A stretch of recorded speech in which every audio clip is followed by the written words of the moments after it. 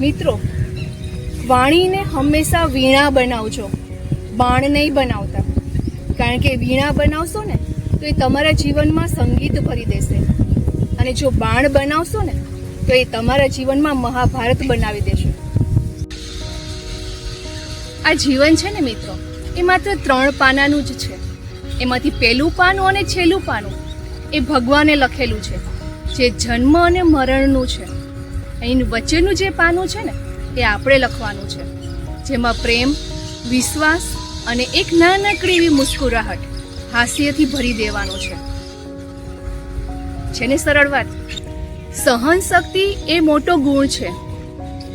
સહન કરતા પણ શીખવું જોઈએ, કારણ કે આપણામાં પણ ઘણી ખામીઓ એવી છે જે બીજા લોકો સહન કરે છે. મિત્રો, જીવનમાં જ્યારે પાછળ વળીને જોશો ને તો અનુભવ જણાશે. જ્યારે આગળ વળીને જોશો ને તો હંમેશા તમને આશા મળશે. આસપાસ જોશો ને તો હંમેશા સત્ય મળશે. જ્યારે તમારી અંદર ઝાંકીને જોશો ને તો આત્મવિશ્વાસ મળશે. જય શ્રી કૃષ્ણ. રાધે રાધે.